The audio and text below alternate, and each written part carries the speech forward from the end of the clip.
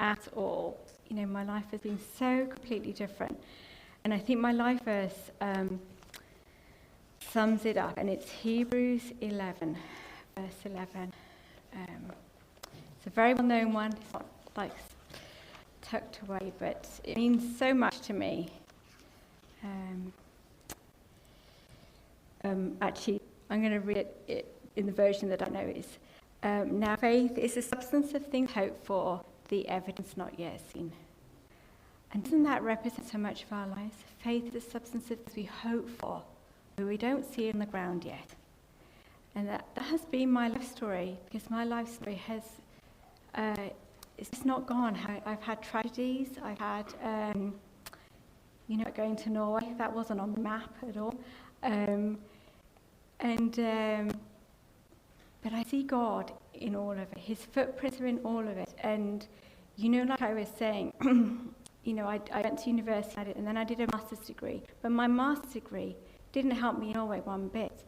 But it's helped me in other areas. And that's part of my testimony, that some of my life that I've done, which I thought was of no consequence at all, has then been used by God in other areas of my life that I couldn't have asked or imagined. But then other areas have been all about him, where all of my resources have amounted to big fat zero, and I had to depend on him for everything. So that's my journey. I feel like I've had such a mishmash life of so many different experiences, but it all boils down to him. So let me start. I have a lovely thread through my life, and my lovely thread is lovely Americans. That is the thing that was from the very beginning to all the way through. And it started with my mother's side of the family. Now, my mother, so my mum was born right in the Second World War, and then it was her grandfather. And they lived in Leeds, and it was a really rough area of Leeds. They didn't live in a nice area. They came from really poor working class families. And my mother's grandma was married to a drunk. And she had a little shop, and he would come home from work drunk, take her out of the shop upstairs to have sex with her. It was mortifying. He beat her. It was the most terrible experience. And so her two daughters decided to emigrate to Canada. And the whole idea is when they emigrated to Canada, they were going to get their mom out of that dreadful situation. That's what they did. So they emigrated to Canada. So I have family in Canada, in Vancouver, and then one of the sisters stayed in Canada, one of the sisters married an American and lived in Long Beach in California. So that's my American side of the family. And the American side of the family are born-again Christians. And so the daughter, this was now generation to where the daughter was getting married, and they invited my family. I was a teenager, I was about 14, if we would like to go to this wedding in Long Beach, California. And my mum was like, let's do it. And her grandfather had just died, so she inherited some money, and she said, let's go. So we arrived in California to this amazing wedding. I've never seen anything like it in my life. I'm not joking. Their cake filled that back table with the cakes, and they had like a 7-tier cake with bridges onto another set of cakes, have 4 tiers with bridges, with candles on the bridges, 2 more, and we were just like, I was born in Leeds, in a rough, poor area of Leeds, and then I was brought up in North Devon, in a country village. I was a country bumpkin. I hunted foxes when I was a kid on horses. I was just totally country bumpkin. And so to see this American, larger-than-life experience was just like, oh, wow. But they were born-again Christians. Oops. And they knew we weren't. Mum and Dad sent me to Sunday school. We went to the village Sunday school, so we knew. And they went to, Harvest and Christmas and Easter, but that was it. And they would pray before dinner, and they took us to church. So there was huge churches where people were raising their arms up in the air, praising the Lord. My dad was like, what are they doing? Changing the light bulb? My dad was just like, it was just really like, they're like off the wall. And, but they kept telling us, are you born again? And we were like, I know I was 14, I was kind of more embarrassed really, but my parents are like a bit like, what are they on about? Anyway, they set about praying for our family, these lovely American Christians, and still in touch with them today. They now live over in the other side of America, in Yorktown, up in Washington, no, in DC anyway, Virginia. But they prayed for us, and we went back to England and just carried on our life. Well, then Billy Graham came to England. This is how long ago it was. I was saved. I'm really great. Anyway, I'm going to quit. So anyway, we were invited to this Billy Graham rally in Bristol, and we're in a huge stadium, massive, huge stadium. I don't know why I'm crying so silly, because it's just died, because it's so special. Let me just gather myself. And so at the time I was one of 3 girls, but my younger sister was too young to go. So it was my mum and my dad and myself and my sister Claire, who's 3 years younger than me. And we all went to see Billy Graham in Bristol. And he gave this message, and he obviously talked about the Lord, but the thing that touched me most, actually, I must just tell you, the thing that touched me most, I was probably like 17 at the time, and I was influenced by romantic things. He said, I love my wife, and I weigh so much. And he said, when I miss her, I send her a bunch of red roses. And that's like, when I was 17, I was like, oh, so sweet, but that's the kind of man he was. Anyway, when he gave the altar call, he asked everybody to close their eyes. And he gave the altar call. And he said, if anybody wants to give their life to the Lord, please, I guess I'll cry again. He said, please stand up. And all you could hear was click, click, click as the seats, the plastic seats in stadiums, they would click up. And all we could hear was click, click, click all around the stadium. And then I just got this amazing warmth in my chest, and I just stood up. I didn't even know I stood up. I just stood up. I couldn't stop myself. So he was the second lovely American in my life that, our American family prayed for us, and then it was Billy Graham that I was one of millions that was saved by him. Anyway, life went on, and I was then, then went to university, and then I had many years when I was single. I didn't meet my husband until I was nearly 30, so I had all my 20s when I was single, and in part of that time I joined Calvary Chapel when Dave and Nancy first started the church. But in those years when I was working, I had been to a Prayer for Israel conference. I don't know if any of you have heard Prayer for Israel, but I'd been to a Prayer for Israel conference, and the guy that spoke said, anybody put up a hand that has read through the Bible, right through the Bible? And a few older people put up their hand, but I certainly couldn't put up my hand. And there's nothing against devotional. I use devotionals from time to time, but he actually said, he said, if you're married to somebody and you're eating breakfast, would you ask them to chew your toast up for you first and then pass it to your mouth pre-chewed? And his challenge was, with devotionals are lovely and they have their place, but when you're reading a devotional, you spend all your time reading the text, but you're not actually really reading. You might read one verse, but you're not actually getting through the Word of God. And he put the challenge out to read through the Bible. And in this single years, I read through the Bible and 4 times. Just kept going, chapters after chapters after chapter. And I feel like that was my Bible college experience, because I didn't go to Bible college, but I dug into the Word of God in those single years. I just kept reading it from end to end. I'd finish Revelation, go back to Genesis, and just go through it. So that took me up to being 30. They were kind of my single years.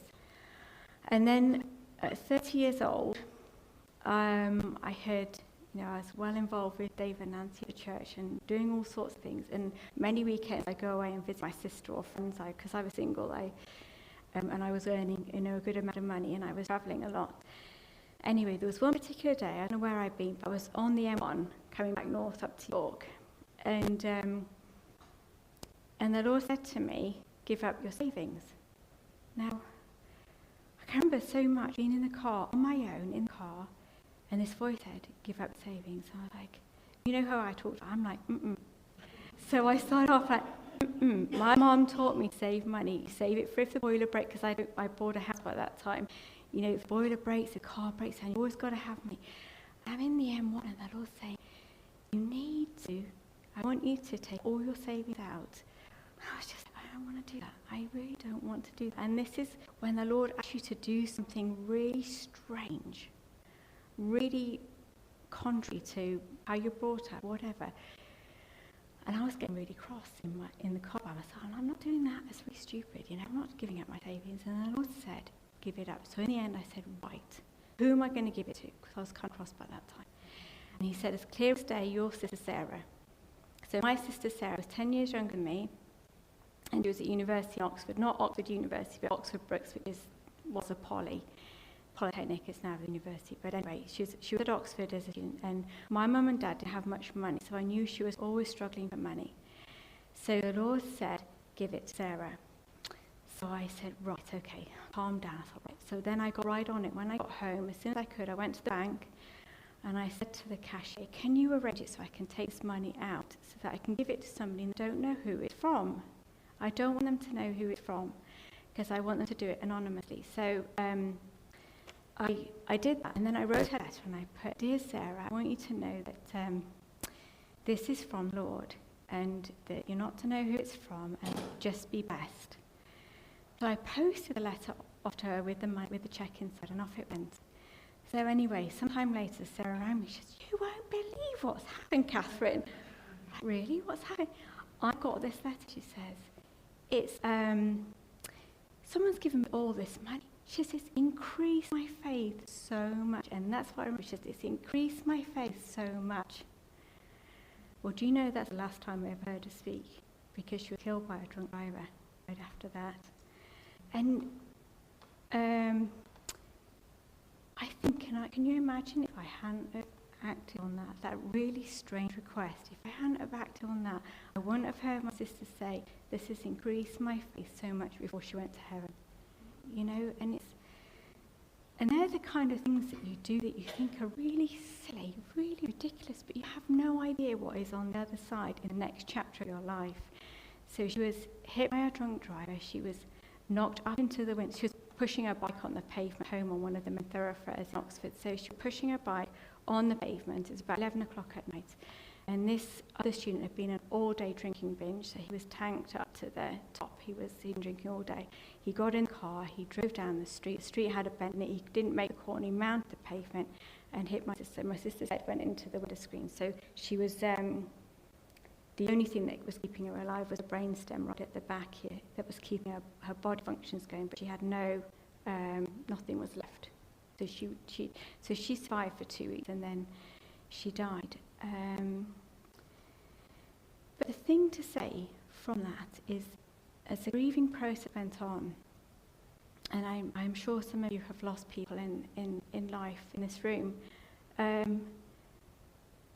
the question why is the most pointless question in the universe, because I would say, Lord, if she'd have left her friend's house 10 minutes earlier, she'd have missed that car. If he'd have been going a bit faster, a bit slower, there's so many variables that she would not have been killed at that moment. And in life, to me, that was a huge lesson, is never ask why, because it's such a dead-end question. Because ours is not to know the reason why. We don't know why things happen. Catastrophes happen all the time. And, we're not immune from it. We're not immune from it. We are the only place where we're eternally secure is in heaven. But we're not immune from getting cancer. We're not immune from drunk drivers. Christians living in Christian villages in Iraq and Syria were not immune from ISIS driving to their cities and towns and killing them. Martyrs are not immune. All the martyrs in the Fox's Book of Martyrs, God did not send his angels in and save them out of situations. I think as Christians we need to, especially in the West, just not immune. The martyrs that have gone before us say the testimony that our eternity is safe in heaven, and what happens to us on this earth is in his hands, isn't it? It's in his hands, and we don't ask the question why. So I don't know, I just felt I should say that. So anyway, I was working for this big electricity company. I was actually working for some power stations that all the coal from your area used to come up to the power stations in our area. I was working for a big power station company, and it was going to get taken over, and they wanted to reduce the staff. And so they asked very nicely, would I like to be made redundant, because this new company coming in didn't do human resources. I was a human resource manager, and they didn't do human resources. They wanted to strip all that out. So I was asked very nicely, could you take the redundancy package and leave? And I was like, okay, I will. So I was made redundant, but they gave me quite a large redundancy payment. And because I'd already given my savings away, for Sarah, when that redundancy payment came, I knew it was not mine. I knew I had to give it away. And I didn't even fight the Lord on this one. I just said, Lord, I know this is for you. Where do you want me to send it? Where do you want me to give it? And I gave some to Calvary, and then I gave it to all different places, because I knew that if I was faithful in giving that money, I just knew there was something coming. I didn't know what. And you know what? I sent all the checks off. I posted all the checks off on the Friday. And I met my husband, Ed, on the Sunday. It was so, it was just like, so for me, obedience is huge in my life. It's the end of everything. It's like, I don't want to keep anything for me, because there's so much more of a blessing on the other side of... So Ed and I got married, and that was 16 years ago. So we're jogging along now, keeping going. Just wanted to encourage anybody that's going through visa issues with spouses. We've been through endless visa things. We've got 3 children. We're all British and all American. We've got 10 passports. So just to encourage anybody that's having visa issues with their spouse, persevere on. Do it legally, do it right. And so we did that. We had 3 children. We had to make them all English and American. And it's persevere on with that. And then we came to going to Norway, and I've explained about that, about the dying to self process. But I wanted to tell something a little bit different from Norway and the general process of getting there. And I wanted to talk about the things that we do that seem insignificant at the time, that God can use later in life. And what it was, I was learning Norwegian. So you go on a Norwegian course, you do 2 steps, you do beginners, you do 3 steps, beginners, intermediate, and then you kind of go on. And then once you go on to where you're more speaking Norwegian, they send you off to do voluntary practice in like daycare centres and schools, so that you can practice like kids Norwegian. So you're not like riding BBC level, you kind of go in entry level. So I was working in this, it's called a barnehage. It was a kids' daycare nursery. So I was speaking Norwegian, I was doing okay. But after a while, you can only tell kids so many times, don't throw the sand, pick up the toys in Norwegian. You kind of learn those sentences, then okay, I'm good with that. I know how to do that, I'm all right. You're not allowed to do this. So I was always good. And I wasn't really progressing, and I was it was a real drive out to this barnehage, and our car was not so good. So I didn't think anything of it at the time, but the pastors, we were in a church, and we were really good friends with this lovely Norwegian couple, Marinetta and Helga. And Marinetta and Helga were running this company called JesusNet, and it was a website to spread Jesus out across Norway, because Norwegians are super high-tech like we are. They do everything on their laptops, phones, they've got all the technology just like us. And they're very private people. Street witnessing does not go down in Norway. They are so private and personal. They'd be offended. You wouldn't. They're even more so than the British. But what they do is they search online. In the privacy of their homes, they search online. So they had developed this website. And, I talked to Marinetta, how are you doing? And, I could just see the woman was overwhelmed. And she couldn't speak English, so I only spoke Norwegian to her.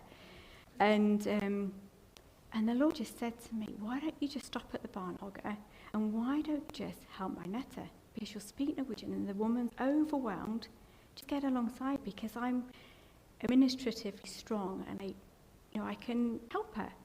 So I just said to Marinetta one day, would you like me to help you? I don't need to work at the barnehage anymore. I can come and help you. She was so thrilled, and then we chatted in Norwegian all day long. My Norwegian expanded and grew, and I just helped her. It was for about 2 months, I think. And then Ed and I went to America to see Ed's family. And the truth is that Ed had felt he was right to give up his job. He taught at an English-speaking school, and he wasn't learning Norwegian. He was speaking English all day long in the school and then English at home, and he wasn't growing Norwegian. And he just felt in faith he should give up working. So we went to America, And we were coming back to Norway with no jobs. Now, I already told you it's like the cost of living in Norway is not much fun. It is very expensive to live there. So we were coming back to Norway with neither of us having a job. But we had this strange peace. I don't know why, we should have been panicking. But we did, and we had this strange peace. And we got back, and Marinetta and Helga called us, and they said, we want to meet with you. And we went, okay. And they said, we want to offer you both jobs in Jesus' net. And they paid us a Norwegian salary, and it provided for us when we still came back. And that was the essence of the story. Faith is the substance of things hoped for, the evidence not yet seen. I just volunteered for Marinetta, thinking nothing about it, just to help a lovely lady in need, Christian lady. But out of that grew a job for me and for Ed. And I was just talking to Lindsay about Alex. It's a bit like Alex, he worked in the coffee shop in York. I never thought much about it, but that led into him having this great job now. In life, when you do things that you think, I'm serving in a coffee shop, I'm just helping my lovely friend, doesn't mean anything. God can turn things. Faith is the substance of things hoped for. The evidence isn't seen yet, but God knows the next chapter, doesn't he? He knows what's coming, and he uses it. So, refugees. This really did change me. So we were living in Norway, and the second year of us living in Norway was when all the refugees came across on the boats from Turkey into Greece. And really Germany was the one that caught the main news, but there were thousands that went up into Scandinavia, into Sweden, and then into Norway. And so the little city that we lived was Kongsberg, and we had over 1,000 refugees in this small town. They were everywhere. They were mostly Syrian, mostly men, and then there was just refugees from all nations too. And the way the Norwegians did it is they put them into what they call motaks, which was the Norwegians would take like a rundown home, and they quickly convert it into bedrooms with a shared bathroom, shared kitchen, and then they just toss them in there really. And it was just like, you're all females, and all those females could be from different countries, slightly different religions, and the Norwegians didn't take any note of that. Just that's where you're living, and that's kind of it. So this was an open door for Ed and I. So once a week or more, I would visit a female refugee house, and Ed would visit a male refugee house. And therein came the changes into our life and also our girls' life, because I'd never really, living in York, and probably when we live in England, we don't ever actually don't wake her up, it's all right. We don't actually, I hadn't met anybody that come out of traumatic experience in my life before, ever. And so let's start with Ed and the male refugees. So most of the refugees in the male house were Syrian refugees. And there were 3 of them in particular that we kind of adopted into our family. So one was a zookeeper in Damascus Zoo. One was a electrical engineer, and one was a man that was quite high up in Islam. And but because Ed had got to know them, Ed said to me, "Do you think they could come to our house?" So I'm like, again, no. I've got 3 young daughters. I'm really scared of Islamic men, because I tell you what, in Kongsberg, be groups of them. When you watch the BBC News and you see Islamic men. Say if you see an Israeli-Palestinian conflict and you see Islamic men throwing stones or with machine guns, these men look like them. And after the Paris bombings, when they showed the suspects of Paris bombings, all the men in Kongsberg looked like them.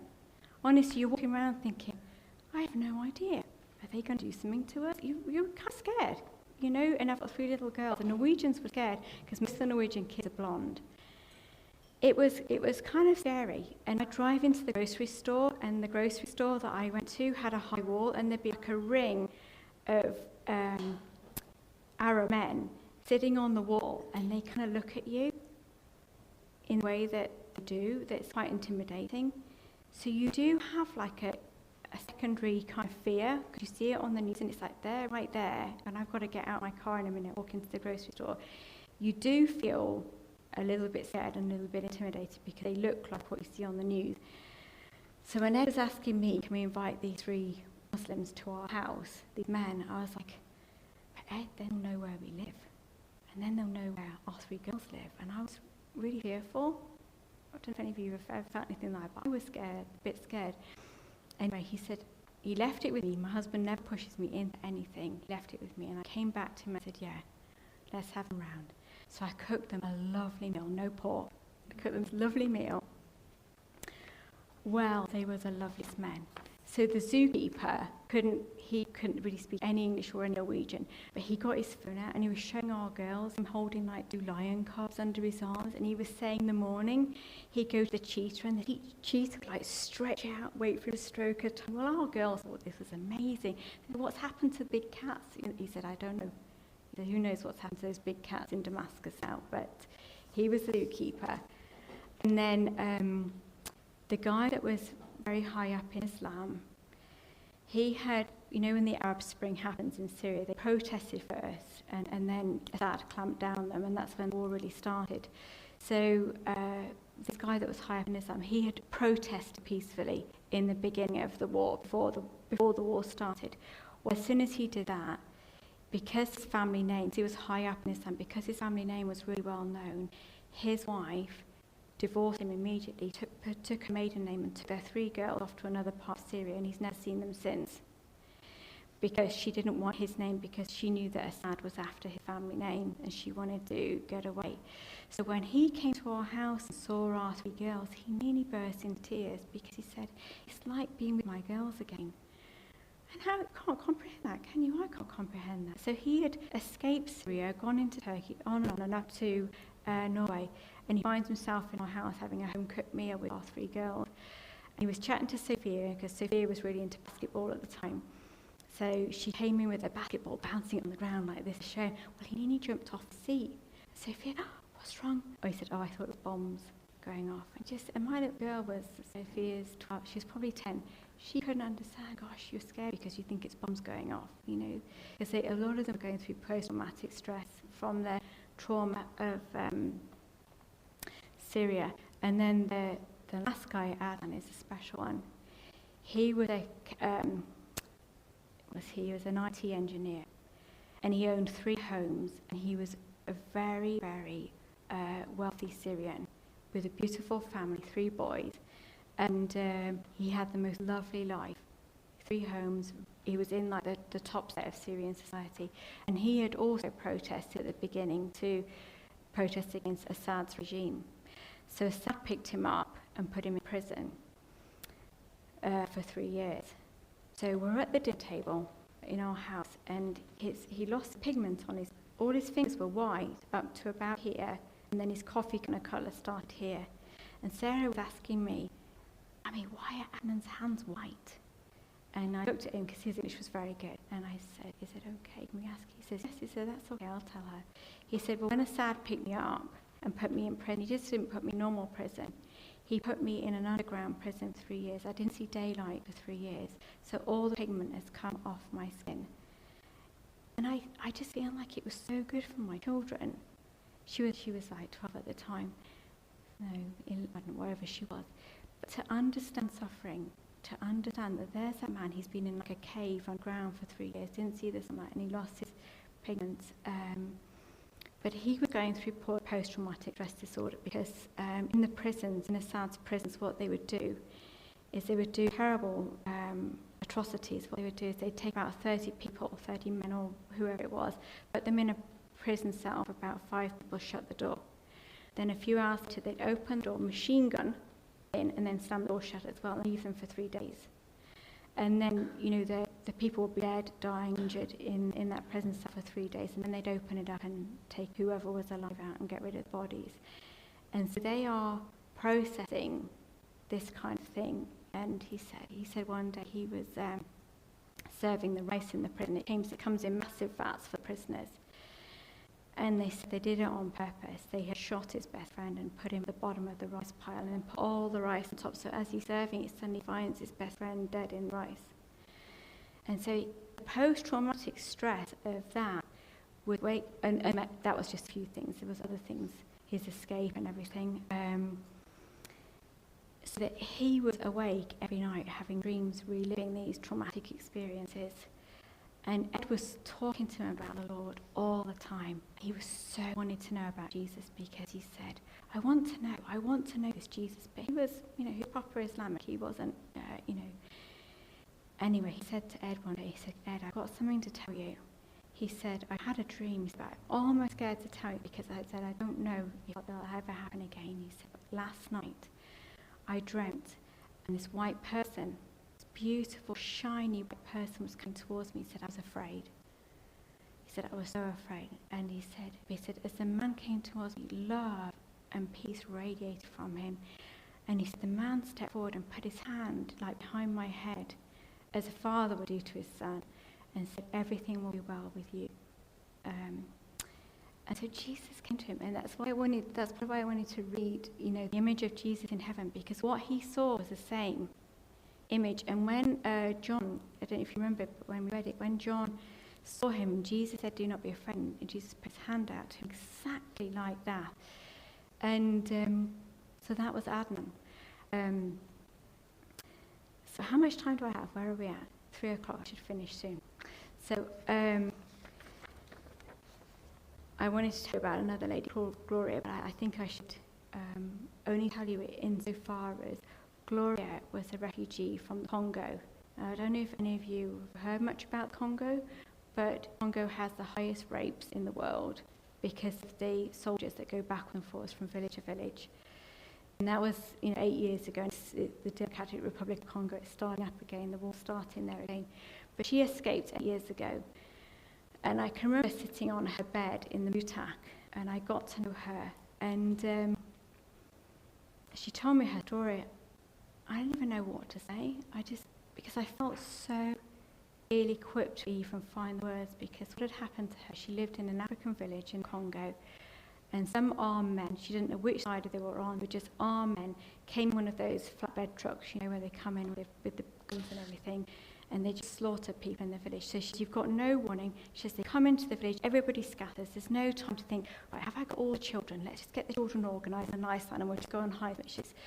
They cut there, and they just scatter. So that particular day, she was looking after her 2 children and her sister's 3 children. But they were all playing around in the village. They weren't like under her. So, so basically the kids, everybody scattered in the village. But in the maelstrom of what happened, her husband was shot dead and her parents were shot dead. So after the end of when they'd finished killing everybody and left the village, she came out of the forest to find what was left of the village. The 5 children had vanished off the face of the earth. Her 2 children and her sister's children just gone. She found her husband shot dead and her mum and dad shot dead. And so she was left in an instant with no kids, no husband, and no parents. And so she had to leave the village because they weren't sure if they were coming back. So she walked, I can't remember which country she walked to, but she knew she had to get over the border into the next country where there was a refugee camp. So she walked so far on her own that the soles of her feet came off and she was just blood, and she had no shoes, anything. And and on the way she did get raped. Some soldiers found her and they did rape her on the way. And she got to the refugee camp, and all the refugee camps have the Red Cross, and they try and track people, and they tried to track these 5 children. Gone. And they were probably taken to be child soldiers, and the girls, used as sex slaves. So that they would just disappear. So I'm sat on a bed in Kongsberg, just weeping. How do you even start to minister to that? It's just it's beyond me, really, to minister to that. But what I wanted to say from Gloria's story is that she eventually got out of Africa, and she was eventually sent to Norway. And it's been difficult for her in Norway. I don't need to go into that. But she believes in the Lord, and her faith is so strong out of that kind of trauma. And what she said to me is that through the trauma, God sent Christians along the way to help her. At a different cross in the refugee camp, at different places of fleeing Congo and then getting into the refugee camp and then coming to Hanoi and all the different experiences. Just God sent a Christian along the way. And I was one of those Christians along the way. And at one point she was extremely sick. And because she was still a refugee, she wasn't allowed medical help in the Norwegian system. The Norwegians are kind of weird like that. Unless you have gone through the process of being, what's the word? I know the Norwegian word, I can't think of the English word. It's where you get permission to stay in the country. And once you've got permission to stay in the country, then you have access to medical help. But if you're like unregistered or living in one of these places, you're not allowed medical help. And so I took her to the pharmacy and I paid the equivalent of £60 at the chemist to get her all the different medical things that she needed. And I was just one person along the way. And that is, you know that verse, I wanted to read you that verse in Esther. Again, another really famous verse, but I think it's appropriate for all of us ladies. It's in Esther chapter 4,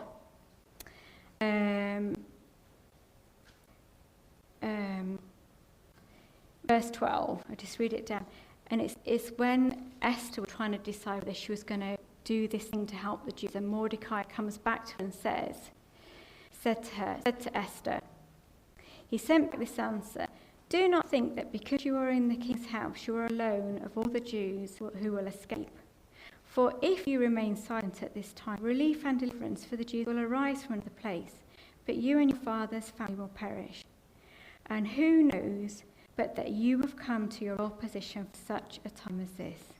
And I know it's really a famous verse, but for me, if I hadn't have gone to Norway, I wouldn't have been in that place, Gloria.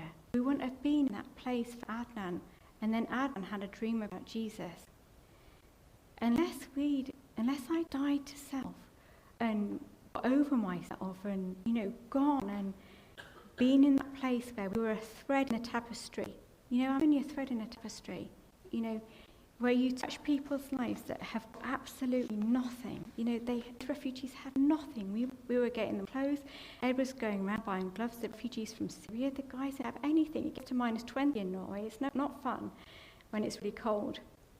Ed was buying, we were buying together. We were buying them all gloves and stuff because they have nothing. And they're so grateful. But showing Jesus to people that have nothing, and it is for such a time as this. Everything in our life is a season where we touch people, and it's like a thread in the tapestry. You know that? I love that song. Have any of you seen? Is it Prince of Egypt? I think it's Prince of Egypt, where the cartoon about Moses, where they sing that song about being in the tapestry of life. Anyway, clearly none of you seen it, but it's about you're a thread in a tapestry. You touch different people's lives at different times. And it is for such a time as this. And so that's behind it. But I think I'll close now. But I just wanted to encourage you. My life has been a real mishmash of all sorts of things. And, but I'm looking to the next 10 to 20 years. Then I'll be 60 in 20 years' time. But it's like, you want to be. Faith is the substance of things hoped for, the evidence is not yet seen. What are we going to do with the Lord? What is he going to ask us? We're going to walk in those good works that he has prepared for us. Living in the Bible, walking in reading your Bible and really getting to grips with it and seeing Jesus it's like everything for me. That's why I'm close to tears all the time. So I feel like I'm really living it and it's right there. So I'll just close now. So